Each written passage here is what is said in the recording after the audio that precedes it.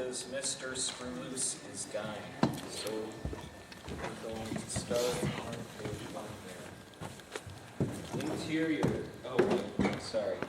Wrong spot. So, news footage, 4x3. Exterior, water treatment plant. Various shots of strange, elaborate sets laid out across the exterior of the facility. The vicious remains of the Screwloose killer's latest battle of wits leaves 8 people dead. An empty chamber full of exposed wires with several streams of water leaking from above into several iron goblets on the ground. Media recovered from the site of these twisted games indicate he called this latest spree the water cycle, devising a complicated series of traps involving water and cups. Cups resembling the common tarot card symbol. A tipped-over goblet clenched in a dead man's hand. Police have denied claims that the identities of the victims suggest a mole within the department. A clean cut suggesting that what we're watching was recorded by someone else and spliced together. Exterior water treatment plant front gates. Protesters, young and old, stand around with signs, shout obscenities at the cops and reporters entering the facility. The Screwloose killer's surviving victims have made controversial claims regarding his motives and their mental fitness in the aftermath of his anti-capitalist campaign. Interior congressional hearing room. A disheveled man in a $5,000 suit testifies before Senate Committee on Finance. A chyron below reads, CEO James Johnson accused of rug pull by corporate board. He showed me a world beyond this one. What's the use of owning everything but having nothing? Interior, any news studio. A 3-person panel, one of them a woman with a fresh visible scar along one side of her head. Oh, sorry. Do I got someone reading for victim 2? I can do it. Okay, thanks. Human life has value beyond imagination. I know the wretched and reviled of the earth are my brothers and sisters, and I would do anything for them. Exterior, city street. And there are people on the street down with this message. Oh yeah, we should show some respect for the dead, huh? How about don't be an asshole when you're alive? How about that? Another clean cut to a different news source. Cross-examination of the case reveals a pattern to the Screwloose killer's targets, each of them in this upper echelons of wealth, living here in the United States. Stocks have dropped and fortunes have disappeared, as C-suite executives seem to have interpreted this pattern as a threat to themselves. Interior, the writer's room. Blandly lit. One mounted whiteboard, another on wheels, one oval table around which sit 5 writers. Ephraim, 45, glasses, plaid shirt, blue jeans, looks almost like a dad from an 80s movie. Sara, 36, tall woman, dressed in a sweatshirt and yoga pants. Elbert, 30, a heavy-set man in a suit and tie. The tie is too long. Merve, 27, a woman with bright pink hair, tank top that says "Eat the Rich," beads woven into her hair. And X, 26, tightly tied bun, slacks and a button-up shirt. They are watching a tube TV playing the news. A small camera on top of the TV swivels to face the writers as the visuals switch to an older woman. She is Mr. Screwloose. Sorry, I know it's a vanity thing to watch the news, but I think it's also useful to determine the effect we're having, see if our results are matching our intent.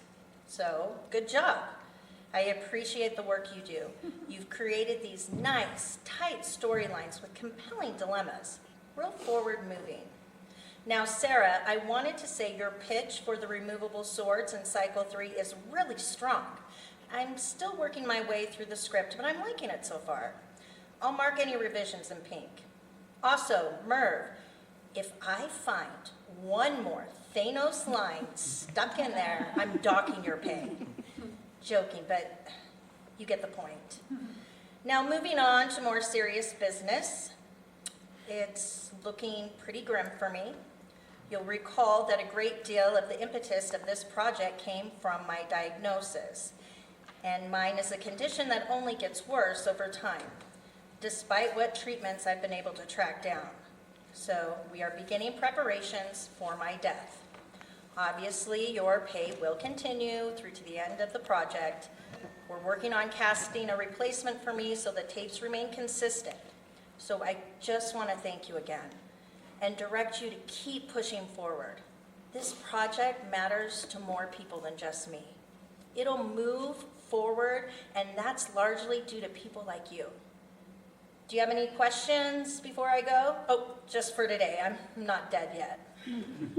Some light laughter from all the writers except one, X, the young woman sitting near the far end of the table. Ephraim raises his hands. With regards to Project Pentacles, we should be starting next month. I'm just curious if you're setting up that space yourself or... Well, obviously, with my condition, I can't keep up with the construction side of things. I think we're close to a deal with a new crew I will trust to take over, but I do have a delivery coming to the site later today. Sara asks, do you have anyone confirming delivery? No, I was planning on making my way over there later today. Mr. Screwloose squeezes her eyes shut and tenses up. But I'm not sure if I'll be able to. Oh, what time is it coming in? 3 o'clock this afternoon. Ephraim hisses. It's not a malicious thing, it's just his disappointed sound. I won't make it today. It's my day to pick up the kids from school. Albert says, I won't be able to make it either. Merve sighs, opens her planner. When is it coming and what should be there? Mr. Screwloose consults her own planner. It should be about 500 gallons of pig's blood and 15 stained glass windows. Sara says, that's a lot of blood. You got a place you want us to put that? I know it can't last too long. We should have refrigeration facilities in the warehouse. You can direct them to deposit the shipment there. And the stained glass? Have them lay out 2 panels in the front of each window. That way, at least the organization is done. Set designer should be there in the next week or so to install them, provided all goes well in the negotiations. And if Cordelia is there, or Yuda? Mr. Screwloose grows a little cold at the thought. I have told Cordelia and Yuda to stay out of the way of construction unless otherwise instructed. I'm sorry, if Yuda shows up, I'm not sticking around. Well, let's stay professional. I'm sorry, I do not feel safe with him in the room. I feel like at any moment he's liable to throw me in one of those things. There are contingencies in place. Contingencies don't save me from being dead. Yuda knows what he's getting into. If he harms a single one of you, hell is open for anyone stupid enough to walk into it. Sara says, I can come with you if it would make you more comfortable. That would actually be wonderful. Thank you. But again, neither of them should be on site today, or else I will have a stern conversation with them. Is there anything else we can do for you today? No, that should be the bulk of my business for today. Do you have any questions for me? X raises her hand. Am I going crazy, or did you just confess to being the Screwloose killer? I don't know why that should be a surprise to you. We had a conversation about this before, didn't we? Mr. Screwloose looks over her own notes. X shakes her head. Well, that simply can't be. Why would I? The other writers look back and forth between Screwloose and X, unsure of how they should intervene. Well, this is truly embarrassing. She tries to make eye contact with X as much as that's possible through her complicated telecon setup. X, am I addressing you correctly? X nods. X, I should have had a conference with you prior to this. That would have confirmed your comfort with the situation. My name is Angela Merchant. Yes, I am what they call the Screwloose killer. This is my writer's room, a consequence of my being sick, especially in recent months, has included some lapses in memory. Hence why I attempt to keep such copious notes. She holds up a thick binder full of paper. I'd like to address this privately. Maybe... I can take care of it if you've got other things to take care of. Mr. Screwloose checks her watch. Yes. I actually do have some errands I must tend to. X, you wouldn't be insulted if I turned you over to Ephraim for further discussions, would you? No, I mean... Excellent. I should be available in an hour or two via email or Slack. If neither of those work, you can send my assistant a text to remind me. Thank you for your time and the good work you do. The screen shuts down. Ephraim stands up and walks over by X. X, right? Ephraim extends his hand for a shake. X takes it cautiously. Nice to meet you. I'm sorry, we usually have a little more ceremony in the writer's room when a new person joins us. Do you like coffee? X nods. Awesome. Let's go get some coffee. Ephraim walks out of the room and X follows him. Merve starts fiddling with a Bluetooth speaker on the table. Albert says, "Excuse me?" What? It's Thursday. My turn to pick the music. Albert, no. What? And Sara says, "He's right. You asked if you could take your turn early this week for that David Byrne album." Seriously? Merve remembers. Oh, pay you tomorrow, hamburger today. Dumb move. Merve slides the speaker over to Albert, who starts pairing his phone with the device. Interior, the coffee room, straight out of the 70s, orange-brown rainbow, shag carpet. The appliances in this room are all quite old, but have been kept in beautiful condition. An ancient but pristine coffee maker sits on the linoleum counter. X sits in an armchair, still pretty pale with shock at just where she is and what she has gotten herself into. Ephraim pours some for her in a mug that says, "You don't have to be crazy to work here, but it helps." Anyway, it's Encke, I know, but it's too much. Sugar? Cream? Yeah. Okay, how much? Can I just mix it myself? Oh, yeah, sure. He brings the mug over along with the small caddy carrying the cream and sugar packets. X sets to mixing her drink, looks up to see Ephraim watching, an expression of pure goodwill on his face. She notices he doesn't have a mug. You're not having any? Oh, no, I don't drink coffee. Mormon. What? Oh, standard Christian derivative American religion. You've probably heard of it. I try not to make a habit of preaching every day. X cocks her eyebrow. Okay? So if you're ready, I would love to start answering any questions you might have about the job here. I thought this was a writing job. Oh, it is. He is insufferably pleasant and patient. X still hasn't taken a sip of her coffee. You create mazes and traps that kill people. Well, so we come up with the ideas for a lot of these, but the construction and execution of a lot of these games doesn't really fall under our purview. We're on the conceptual side of development. How can you guys do this? Well, it's a job. I mean, why do any of us get a job? Money? Stability?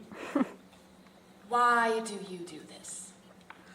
Oh, you mean this specifically? I should tell you that Mr. Screwloose is not a big believer in what you might call our right to privacy.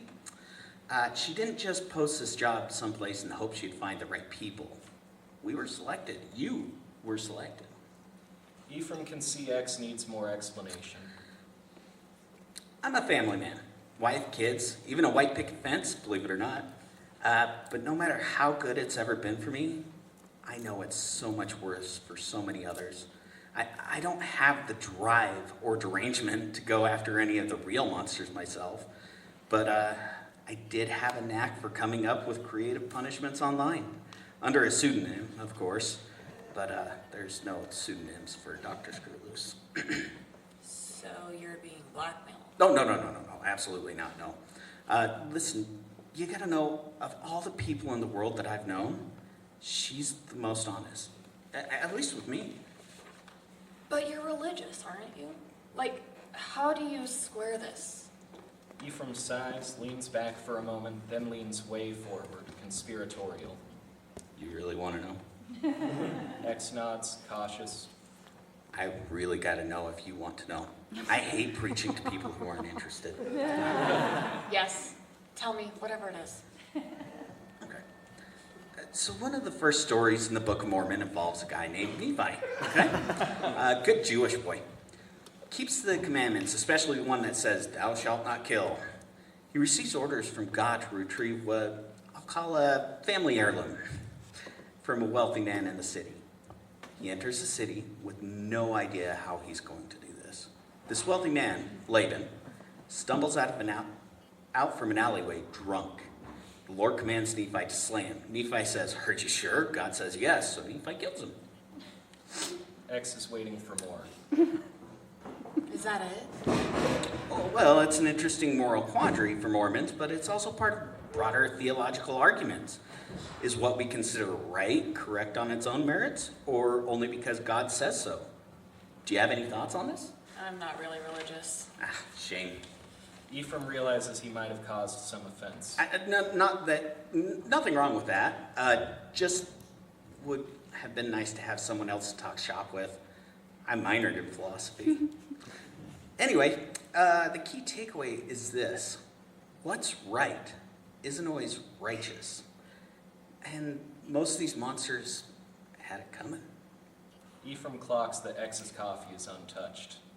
Is there something wrong with the coffee? You haven't touched it yet. How do I know it's safe to drink? Oh, please. Ephraim picks up the coffee, takes a sip, wipes off where he sipped with a napkin, hands the cup back to X. Mr. Screwloose doesn't play that way. You can't maintain a reliable team of professionals if they're all worried you're going to kill them.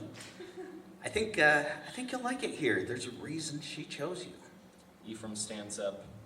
Come on, let's meet the rest of the team. You like them. Ephraim extends a hand to help X up. She accepts it. Dirty Old Town by David Byrne plays. They start walking back towards the writer's room. Ephraim opens the door, holds it open for X, then closes it. Credits roll over the empty room.